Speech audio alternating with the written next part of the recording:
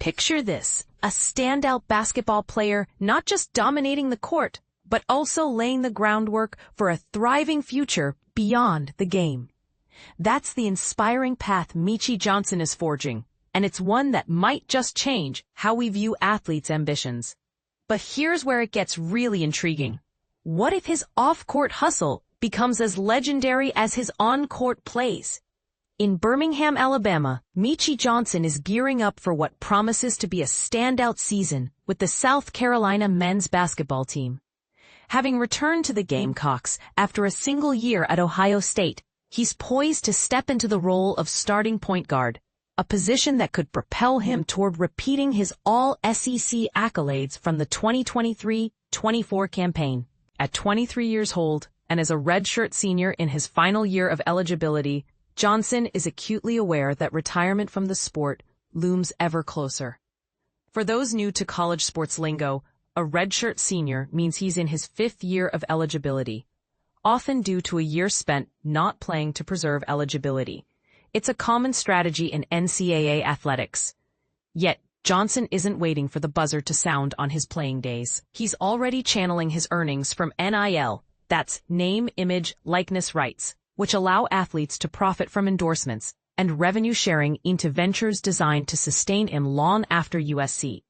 Leading the charge is his latest entrepreneurial leap, house flipping. And this is the part most people miss. It's not just about quick cash.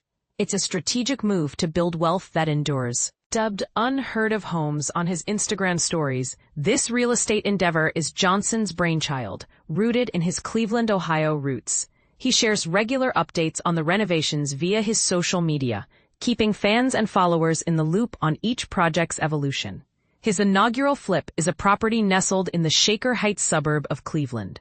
Acquired in June for $103,000, this 1,687-square-foot home, originally constructed in 1947, underwent a full interior makeover before hitting the market again on October 12 at $210,000. For beginners curious about house flipping, it's essentially buying undervalued properties, renovating them to boost their appeal and value, then reselling for a profit, a process that can yield significant returns if done right.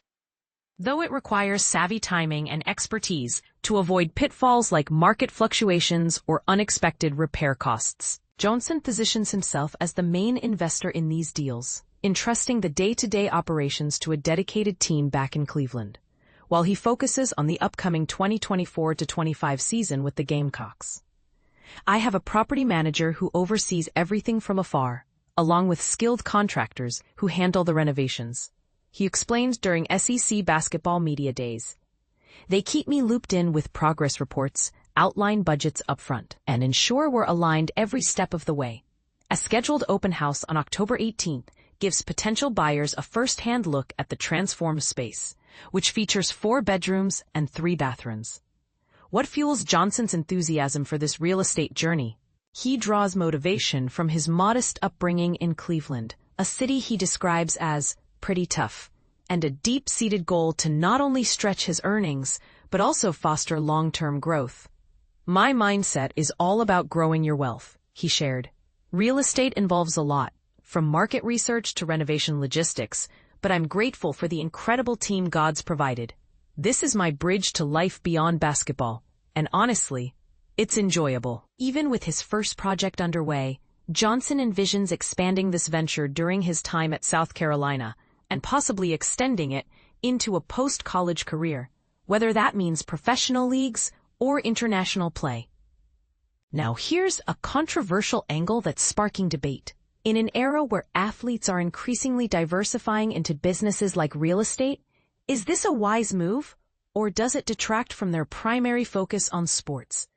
Some might argue that student athletes should prioritize training and academics to maximize their playing potential, potentially viewing side hustles as risky distractions.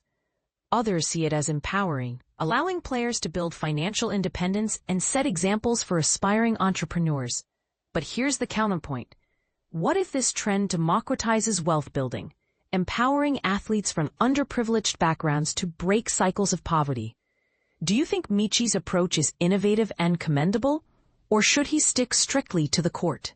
Share your thoughts in the comments. I'd love to hear agreements, disagreements, or even your own stories of balancing passions with practicality.